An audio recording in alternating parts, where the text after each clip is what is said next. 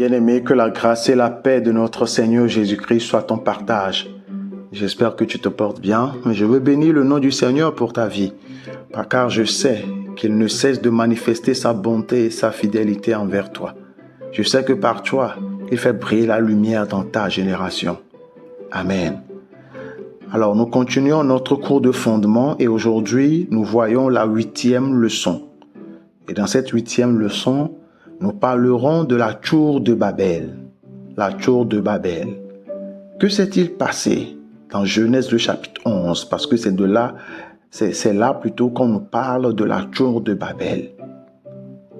Qu'est-ce que les hommes ont voulu réellement faire? Pourquoi a-t-il fallu qu'on les disperse? Et quelles sont les répercussions des actions de ces hommes? C'est ce que nous allons voir dans cette leçon. Donc, comme verset de base, nous avons Genèse, le chapitre 11, du verset 1 au verset 9, Deutéronome 4, verset 19, Deutéronome 32, verset 7 à 8, et enfin le psaume 82, le verset 1 à 6. Donc, quand nous allons dans Genèse, le chapitre 11, du verset 1 au verset 9, on nous dit « Toute la terre avait une seule langue et les mêmes mots. Comme ils étaient partis de l'Orient, ils trouvaient une plaine au pays de Shinéar et ils y habitèrent. » Notez au passage Shinéar, le mot Shinéar. Ils se dirent l'un à l'autre, « Allons, faisons des briques et cuisons-les au feu. » Et la brique leur servit de pierre et le bitume leur servit de ciment. Ils dirent alors, « Allons, bâtissons-nous une ville et une tour dont le sommet touche au ciel, et faisons-nous un nom, afin que nous ne soyons pas dispersés sur la face de toute la terre. » L'Éternel descendit pour voir la ville et la tour que bâtissaient les fils des hommes. Et l'Éternel dit, « Voici, ils forment un seul peuple et ont tous une même langue. Et c'est là ce qu'ils ont entrepris. Maintenant, rien ne les empêcherait de faire tout ce qu'ils auraient projeté. Allons, descendons et confondons là leur langage, afin qu'ils n'entendent plus la langue les uns des autres. » Et l'Éternel les dispersa loin de là plutôt sur la face de toute la terre. Et ils cessaient de bâtir la ville. C'est pourquoi on appela du nom de Babel cet endroit, car c'est là que l'Éternel confondit le langage de toute la terre. C'est de là que l'Éternel les dispersa sur la face de toute la terre. Amen. Donc, à première vue, quand nous lisons, on peut avoir l'impression que ce peuple-là avait un très bon projet, parce qu'il voulait être ensemble, n'est-ce pas? Et ils voulaient construire une ville et une tour pour ne pas être dispersés. À première vue, on aurait dit qu'ils prônent l'unité. Ils veulent être ensemble, n'est-ce pas? Et quand on continue la lecture, on aurait pu penser que Dieu est contre le projet des hommes. Dieu n'aime pas ses enfants. Dieu n'aime pas sa création. Pourquoi les disperser? Ils ont voulu être ensemble. Pourquoi Dieu vient les disperser? À première vue, on peut avoir cette impression. Et c'est cette impression que beaucoup qui ne sont pas nés de nouveau ont quand ils lisent les Écritures. Mais ce qu'ils oublient, c'est quoi? C'est que d'abord, la Bible nous véhicule un message qui tourne autour de Dieu et de son projet pour l'humanité. La Bible est un livre théologique. Ce n'est pas un livre de science, ni un livre de finance, ni un livre d'agriculture. Ce que nous lisons dans les textes bibliques, donc en l'occurrence Genèse ici, par exemple, a été communiqué à une audience qui venait de sortir d'Égypte. Ok? Moïse a communiqué la pensée de Dieu à ces individus qui venaient d'être délivrés. Est-ce qu'on se suit? Donc ce qui intéressait Moïse et le peuple à cette époque, ce n'était pas de savoir comment Dieu a créé les cieux, il y a combien de planètes, il y a combien d'astres, il y a combien de ci, il y a combien de ça. C'est peut-être pas ça qui les intéressait. Est-ce que vous suivez? De l'autre côté, ce peuple qui venait d'être sorti avait une certaine mentalité. Ils ont grandi dans l'ancien Proche-Orient. Ils ont subi ce qu'on appelle l'acculturation. Ils ont fait 400 ans en Égypte. Donc, il y a des choses qu'ils ont appris de leur environnement. Donc quand Moïse les a fait sortir, en leur communiquant la pensée de Dieu et en relatant ce qui s'est passé avant ce jour-là, c'est-à-dire avant le jour de leur délivrance, il essayait de changer leur mentalité. Parce que vous allez remarquer que dans le désert, par exemple, il s'est absenté juste un court instant et le peuple a fait un veau d'or. Ils ont fait un veau en disant « Ah Israël, voilà le Dieu qui t'a fait sortir. » Pourquoi? Ils ont appris ça en Égypte. Il fallait qu'ils matérialisent le Dieu qui les a délivrés parce qu'ils sont habitués à ça en Égypte. Est-ce que vous suivez? Donc il fallait qu'on change leur mentalité. C'est vraiment important de comprendre ces fondamentaux. Donc quand nous revenons ici, dès la première leçon, on a fait comprendre que la pensée de Dieu, c'est que l'humanité administre la terre avec Dieu. Dieu voudrait que nous multiplions ces images sur la terre. C'est-à-dire qu'au fur et à mesure que nous allons procréer, que nous amenions nos enfants à devenir l'image de Dieu. Parce que tout être humain est doté du libre arbitre. Dieu veut faire un avec sa famille. Dieu voudrait que sa famille partage l'éternité avec lui. Dieu voudrait que nous puissions jouir du meilleur qu'il a pour nous. Mais il ne va pas nous forcer à accepter son projet et son plan. Donc il nous a dotés du libre arbitre parce que l'amour donne le choix à l'autre. Est-ce que vous suivez? Donc Dieu ne nous a pas créés comme des marionnettes, comme des robots. Il nous a dotés du libre arbitre et on a expliqué que c'est cette pensée-là qu'on nous révèle dans Genèse 2:7 où on nous dit que l'homme est devenu une âme vivante ou un être vivant. Donc il fallait que l'homme accepte lui-même. Donc de la même manière, au fur et à mesure que la race humaine va procréer, il faudrait que les parents, par exemple, communiquent la pensée de Dieu à leurs enfants et que ces enfants décident également faire partie de la famille de Dieu. Et tout cela va dans notre intérêt parce que dès le livre de la Genèse au chapitre 1, on a vu récemment que c'est Dieu qui a créé les choses et qui disait « ceci était bon, ceci était bon, ceci était bon ». Donc si l'homme doit savoir plus tard ce qui serait bien à faire ou celui qui serait bon, s'il doit savoir comment ordonner le cosmos comme il se doit, comment administrer la terre, comment agir sur la terre pour ne pas créer le désordre et le chaos autour de lui, il doit dépendre de Dieu, n'est-ce pas? Il doit dépendre de Dieu. Donc tout cela va dans notre intérêt parce que si on ôte Dieu de l'équation, on ne va que créer le désordre et le chaos autour de nous. Donc il fallait que l'homme accepte le plan de Dieu. Et quand nous lisons Genèse 1, verset 26 à 28, on nous dit « Soyez féconds, multipliez et remplissez la terre. Je voudrais que toute la terre devienne Éden, que toute la terre devienne sa demeure. Il voudrait que nous nous éparpillions sur la terre. » Il a dit « Remplissez la terre et assujettissez-la. » Et voici des individus qui se rassemblent dans Genèse chapitre 11 pour dire non, nous on ne va pas s'éparpiller, on ne va pas être dispersés, on va se réunir ici. Déjà, ils vont à l'encontre du dessein de Dieu pour l'humanité. Est-ce qu'on se suit? Ça, c'est le point numéro 1. Le point numéro 2, c'est que dans les textes au verset 4 et puis au verset 5, on voit en fait que leur motivation, le pourquoi ils se sont rassemblés même, va à l'encontre de la volonté de Dieu. Est-ce que vous suivez? Si c'était juste rassemblés pour un temps, pour méditer peut-être sur la pensée, le plan de Dieu, le projet de Dieu, pour mener à bien ce projet, il n'y aurait pas de problème. Mais ils se sont rassemblés pour bâtir une tour et une ville. Ils se sont dit, on va se faire un nom, on va se bâtir une réputation afin de ne pas être dispersés sur la face de la terre. Voilà leur motivation. Bâtissons-nous une ville et une tour dont le sommet touche au ciel et faisons-nous un nom. Ils étaient centrés sur eux-mêmes. L'égoïsme, l'égocentrisme. Nous voyons ces choses déjà dans les actions de ces hommes ici. Non, ce n'est pas à eux de se faire un nom. C'est à Dieu de leur faire un nom. C'est pourquoi quand nous lisons le chapitre qui suit, dans Genèse chapitre 12, quand Dieu a appelé Abraham, qu'est-ce qu'il lui a dit? Je ferai de toi une grande nation, je te bénirai, je rendrai ton nom grand. C'est à Dieu de le faire. Mais ils se sont dit non, par nos propres actions, on va se faire un nom. Alors que l'humanité a été créée pour glorifier Dieu. C'est lui que nous exaltons. C'est lui que nous révélons à notre génération.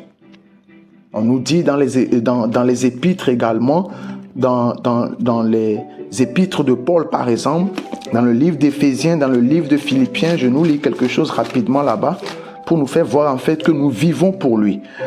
Quand nous lisons Philippiens, le chapitre 2, à partir du verset 13, on nous dit « Car c'est Dieu qui produit en vous le vouloir et le faire selon son bon plaisir.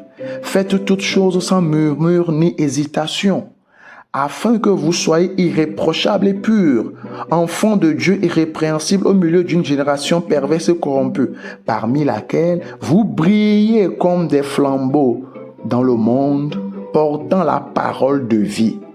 Et je pourrais me glorifier au jour de Christ de n'avoir pas couru en vain ni travaillé en vain. Nous brillons en faisant quoi? En portant la parole de vie. En elle était la vie et la vie était la lumière du monde. Jean chapitre 1 du verset 1 verset 14 parlant du Christ. Quand on lit également l'épître de Pierre aux croyants, il leur dit dans 1 Pierre le chapitre 2 du verset 9 au verset 10, on nous dit « Vous au contraire, vous êtes une race élue, un sacerdoce royal, une nation sainte, un peuple acquis. Pourquoi? Afin que vous annonciez les vertus de celui qui vous a appelé des ténèbres à son admirable lumière. » C'est lui que nous glorifions. À un moment donné, on a dit à Jean-Baptiste, écoute, l'autre là que tu avais baptisé, lui aussi il se met à baptiser les gens vont vers lui. Il a dit, il faut qu'il croisse et que moi je diminue. Romains 14, versets 7 à 8, Colossiens 1, 15 à 16, 2 Corinthiens chapitre 5, versets 14 à 15, on nous fait comprendre dans tous ces passages que nous existons pour lui. Nous sommes là pour faire sa volonté. Nous sommes là pour l'honorer, le glorifier, le révéler à notre génération, le révéler à nos progénitures. On ne doit pas être centré sur nous-mêmes. Moi je veux. Il faut que les gens me connaissent. Il faut que les gens sachent que je suis quelque chose. Il faut que... Non, ne soyons pas comme ceux du monde qui n'ont pas encore découvert leur identité et par ricochet essaient de se bâtir une réputation au milieu des hommes pour qu'on dise que c'est eux qui ont fait ci, c'est eux qui ont fait ça. La Bible nous dit dans Matthieu 5, versets 14 à 16 également que nous sommes la lumière du monde. Il descend pour nous dire que les hommes voient vos bonnes œuvres et qu'ils fassent quoi? Qu'ils glorifient votre Père qui est dans les cieux. Nous devons, nous qui sommes nés de nouveau, bâtir, si on peut le dire ainsi, la réputation de Dieu aux yeux des hommes. Et comment nous le faisons? En prêchant la bonne nouvelle. Dieu t'aime, Dieu a créé l'humanité, le péché t'a séparé de lui, mais par sa mort et sa résurrection, il t'a réconcilié à lui-même. Il a un bon projet pour toi, il veut que tu fasses partie de sa famille pour l'éternité, il veut te donner son esprit, il voudrait qu'ensemble vous agissiez sur la terre pour rétablir l'ordre et l'harmonie dans ta famille, dans ta société, dans ta génération. C'est lui. Donc nous exaltons le nom de Dieu aux yeux des gens, en leur révélant qui Dieu est et son projet pour l'humanité. Alléluia. Mais ces individus, quand ils se sont retrouvés, c'est pour dire non, on ne va pas se disperser. On va se bâtir une ville et une tour dont le sommet touche au ciel. Et c'est pourquoi il a fallu qu'on les disperse. Parce qu'ils allaient à l'encontre du dessein de Dieu. Et ça, vous voyez. Maintenant, il y a un passage également qui m'intéresse ici. Au verset 6, on nous dit, et l'Éternel dit, voici, ils forment un seul peuple et ont tous une même langue. Et c'est là ce qu'ils ont entrepris. Maintenant, rien ne les empêcherait de faire tout ce qu'ils auraient projeté. Voyez-vous, ils ont décidé de faire quelque chose. Et on nous dit que rien ne pourrait les empêcher. Ça veut dire que si on les avait laissés, ils allaient réussir dans leur projet. Et pourtant, ce projet ne s'alignait pas sur la volonté de Dieu pour eux. Ce n'est pas parce que les gens font des choses et réussissent dans ces choses que Dieu a validé leurs actions. Non, pas du tout. Ces gens auraient pu continuer et réussir. Et pourtant, ils seraient à côté de la plaque. Ils seraient dans la désobéissance. Et ça, vous voyez, c'est important de marcher avec Dieu et de faire les choses comme Dieu le veut. Et là, ils ont été dispersés. Maintenant, ça c'est la première partie de ce que j'aimerais qu'on voit. On vient de voir que ce qu'ils ont décidé de faire allait à l'encontre du dessein de Dieu pour eux. Mais maintenant, pour aller un peu plus loin, et voilà la deuxième partie de leurs actions, En réalité, ce qu'ils ont essayé de faire également ici découle de leur envie ou bien de leur désir de se rebeller encore une fois contre Dieu. Ce qu'ils ont voulu faire ici est un signe d'idolâtrie. C'est une forme d'idolâtrie. Je m'explique. Ces gens dont on nous parle ici, n'oubliez pas qu'ils descendent des enfants de Noé. D'accord? Et donc, Noé, on a vu dans la leçon précédente pourquoi il a fallu le déluge, comment les fils de Dieu, donc les êtres spirituels, sont venus vers les filles des hommes. Ils ont commis cet acte impardonnable et ils ont mis au monde des géants, qui étaient une menace pour les autres. Les géants qui ont fait multiplier la violence sur la terre. Cette interaction entre les fils de Dieu et les filles des hommes a corrompu la terre. Donc, il a fallu le déluge, n'est-ce pas? Donc cette histoire-là, ce qui s'était passé, était connu de Noé et de ses enfants, n'est-ce pas? Donc, comme je ne sais pas si je l'ai déjà dit, mais ce qui s'est passé là était communiqué. L'histoire de la Bible a été communiquée oralement de génération en génération. Donc, ce qui s'est passé, Noé l'a communiqué à ses enfants l'ont communiqué à leurs enfants. C'était comme ça que la pensée de Dieu était communiquée de génération en génération. C'était fait oralement jusqu'à Moïse. D'accord? Donc, ces gens-là étaient familiers avec ce qui s'était passé. Cette interaction avec les fils de Dieu qui, de manière ultime, a amené la violence, la corruption, le chaos sur la terre. Ils étaient au courant de ça. Mais ils l'ont encore désiré. Ils ont voulu encore être en interaction avec ces divinités-là, avec ces esprits, pour faire simple. Pourquoi est-ce que je dis ça? Quand nous lisons Genèse, le chapitre 11, au verset 2, on nous dit, comme ils étaient partis de l'Orient, ils trouvaient une plaine au pays de Shinéar et ils y habitèrent. Shinéar, je vous avais dit de noter Shinéar, n'est-ce pas? Où se trouvait Shinéar? On va aller dans le livre de Daniel. Daniel, le chapitre 1, le verset 2. Là, on nous dit, je lis à partir du verset 1, Daniel chapitre 1. Le verset 1 nous dit, la 3e année du règne de Joachim, roi de Juda, Nebuchadnezzar, roi de Babylone, marcha contre Jérusalem et l'assiégea. Le Seigneur livra entre ses mains Joachim, roi de Juda, et une partie des ustensiles de la maison de Dieu. Nebuchadnezzar emporta les ustensiles au pays de Shinéar, dans la maison de son Dieu. Il les mit dans la maison du trésor de son Dieu. Donc, où se trouve Shinéar? À Babylone, et de manière générale en Mésopotamie. En Mésopotamie, à Babylone. Est-ce qu'on se suit? Donc là où ces gens-là se sont réunis pour essayer de construire leur tour, c'était à Shinéar, en Mésopotamie, à Babylone. Est-ce qu'on se suit?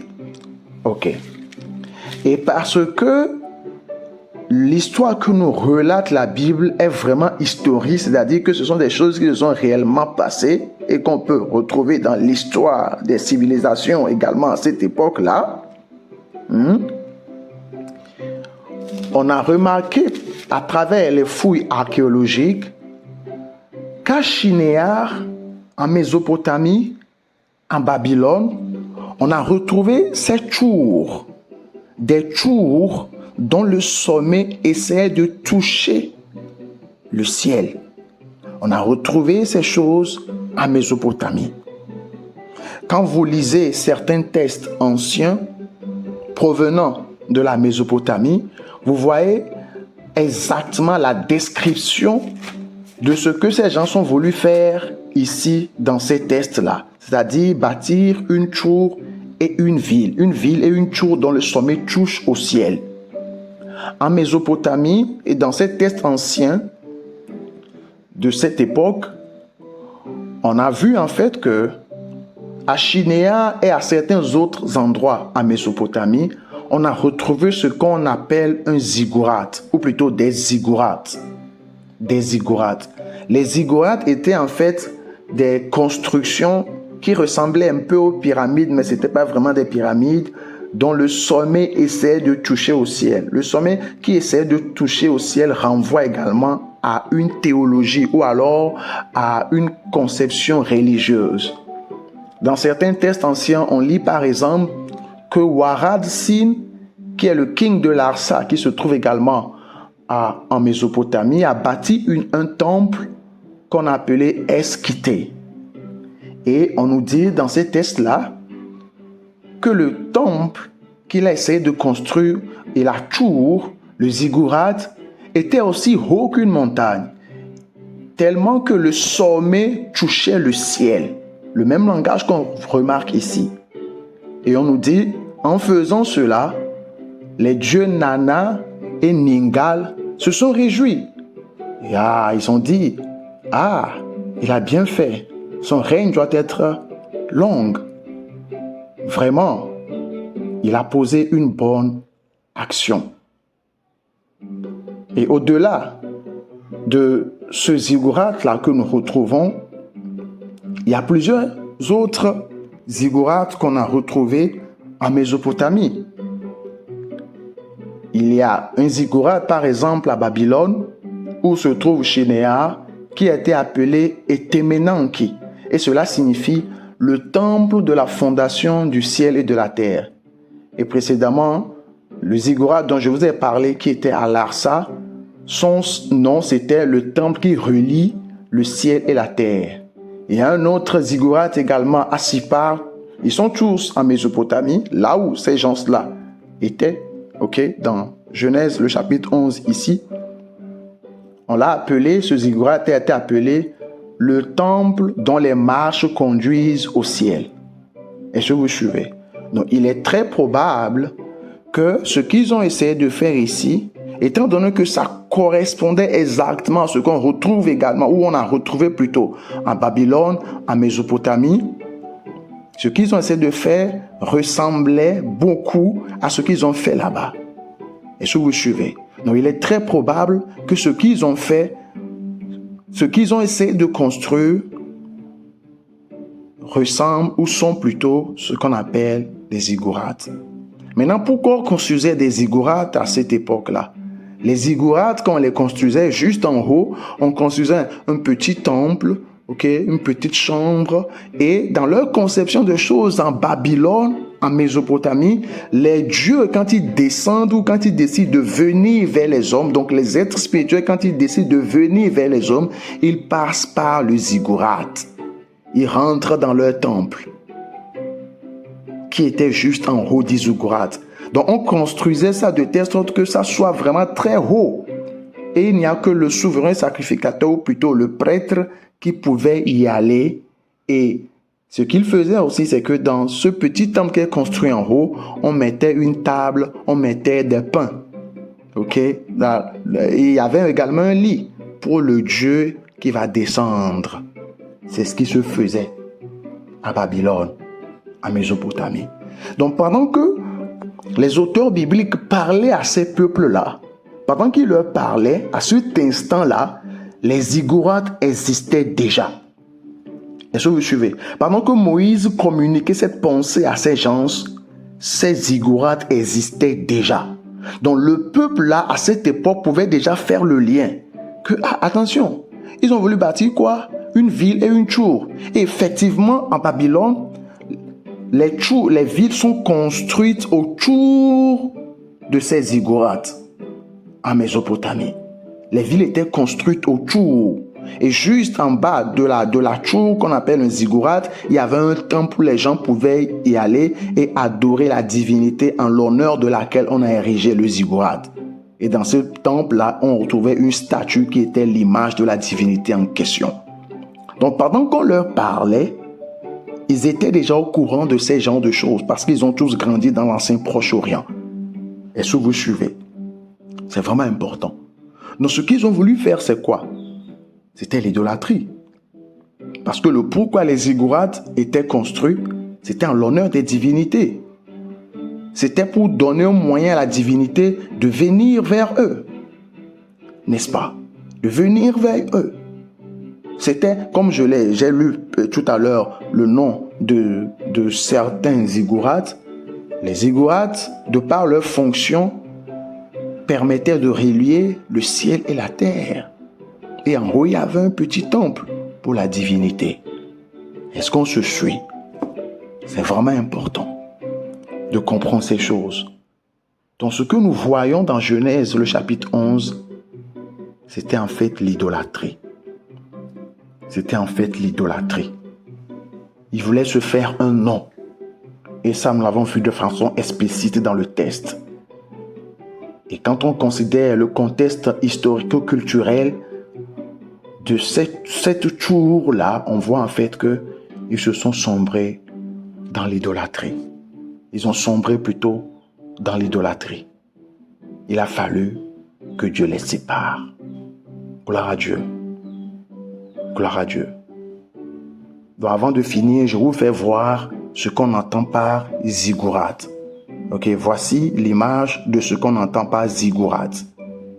La tour que ces gens ont très probablement essayé de construire en l'honneur des êtres spirituels. Ils sombraient encore une fois dans l'idolâtrie. Il a fallu que Dieu intervienne et mette fin à cette pagaille. Est-ce qu'on se suit? Glorifions le nom du Seigneur et ne soyons qu'en communion qu'avec lui et lui seul. Dans la deuxième partie, on ira beaucoup plus en détail pour parler des conséquences de leurs actions et de ce que la dispersion a causé. Que le nom du Seigneur soit loué. Amen. Amen.